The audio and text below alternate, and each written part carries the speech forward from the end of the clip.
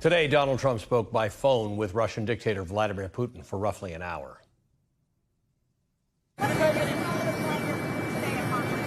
We had a call. It was a pretty long call. We talked about a lot of things, including Iran. And we also talked about, as you know, the war with Ukraine. And I'm not happy about that. I'm not happy. Did you make any progress with him on a deal with Ukraine? Do you feel like you made any progress with him? No, I didn't make any progress with him today at all. Unusually self-aware comment from Donald Trump. After the call, Putin's foreign policy advisor, Yuri Ushakov, released this statement. There was a detailed discussion of the situation surrounding Iran and the state of affairs in the Middle East in general. The Russian side emphasized it was crucial to settle any and all contentious issues, differences, and conflicts exclusively via political and diplomatic means. The conversation between the two presidents has, as always, shown that they are on the same page. The two presidents will naturally continue communicating and will have another conversation soon, end quote. Trump and Putin are on the same page, says Putin's advisor.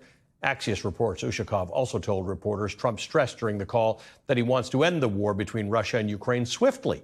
Putin told Trump that Russia is not going to give up on its goals in Ukraine. Ushakov said, adding that Russia sees its peace talks with Ukraine as a bilateral issue that the U.S. shouldn't be actively involved in. So Trump wants to end the war swiftly. Putin says it's not going to give up on its goals and that the U.S. shouldn't be actively involved. This call happened just 2 days after the Defense Secretary, Pete Hegseth, blocked the delivery of Patriot missiles to Ukraine, missiles already approved and paid for under the Biden administration. Now, these air defense systems are vital to Ukraine's ability to defend itself. Ukraine's deputy foreign minister says the delay, quote, would only encourage the aggressor to continue the war and terror rather than to seek peace, end quote. The aggressor, in case this has become confusing in the Trump administration, is Russia. Putin is already acting on that advantage. The Kremlin has intensified airstrikes on Ukraine, and the Wall Street Journal reports that Russia has massed 50,000 troops near the Ukrainian border city of Sumy, where they outnumber the Ukrainians roughly 3-1, according to soldiers who are fighting there. The New York Times reports that Trump has issued no new sanctions against Russia related to the full-scale invasion of Ukraine. In some cases, the administration has eased restrictions. The result has created an opening for new dummy companies to funnel funds and critical components to Russia, including computer chips and military equipment that would otherwise be cut off to the Kremlin. Donald Trump is letting Russia rebuild. He's withholding critical aid to Ukraine. He's easing sanctions. He's holding pointless calls with Putin in which Trump has not been able to persuade Putin of anything. It all adds up to a glaring green light from Donald Trump to Russia's dictator, basically saying the United States is not going to stand in your way. Trump has undermined our allies and betrayed the principles that once defined American leadership in the world. Joining me now is Michael McFaul, who served as the U.S. ambassador to Russia from 2012 to 2014. He's an MSNBC international affairs analyst. Ambassador, good to see you again. I was actually kind of impressed that Donald Trump said to the reporters he got nothing done in this call, because the rest of us have been watching this show unfold for a while, realizing that Donald Trump is getting nothing done with Vladimir Putin except giving him permission to continue his aggression in Ukraine. Well, I agree. If you're looking for some good news amongst a lot of bad news with respect to this horrific invasion and attacking of civilians today, and it just escalated since we've been in the last couple hours here, that's it. But then what does he do with that? Yeah. Okay, he now has diagnosed the problem. Putin's not listening to him. Putin's not even, this amazing thing that Mr. Ushakov said, somebody I used to deal with closely, that we don't want you to be involved in any negotiations now. Well, that is just saying you are weak, President Trump. We don't care what you want to do. So now what is the president going to do about it? Because we look weak. This incredibly poor decision by the Department of Defense to not deliver these Patriot systems, like you said, already paid for, approved by the U.S. Congress, that is a signal of weakness. And what I don't understand about a guy that seems so obsessed with looking tough, with looking strong, is why does President Trump allow Putin to make him look so weak?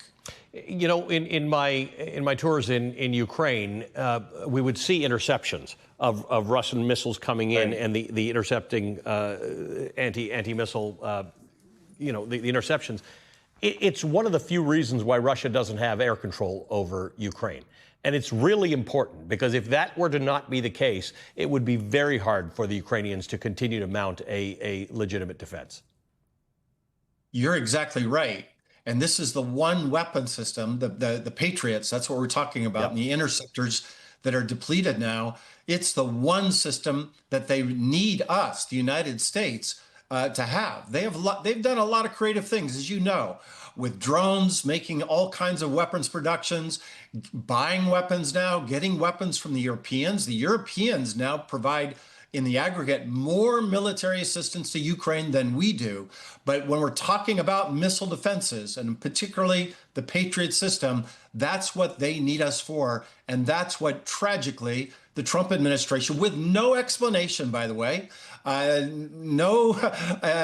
talking to the Congress about it, decided to pause 2 days ago. I want to bring up something. Reuters was reporting about Vladimir Putin's discussion with Emmanuel Macron, the first time those two have talked in nearly 3 years. But it's important. On Ukraine, Putin reiterated his position to Macron that the war was a direct consequence of the West's policy, which he said had ignored Russia's security interests over the past few years. Any possible peace agreement between Russia and Ukraine should have a comprehensive and long-term character and be based on new territorial realities, the Kremlin quoted Putin as saying. This was the argument used at the beginning of the war, that this war is your fault, that you, NATO, even though Ukraine's not a member of NATO, you pushed up against our borders, you pushed us back, you hemmed us in.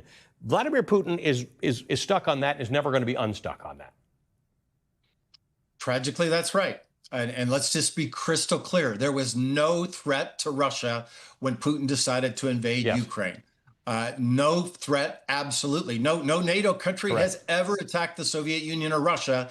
And as you just underscored, Ukraine was not a member of NATO when they were invaded. But that phrase, new territorial realities, that means that he wants to take parts of Ukraine. That is an imperial design that he somehow wants the West to recognize.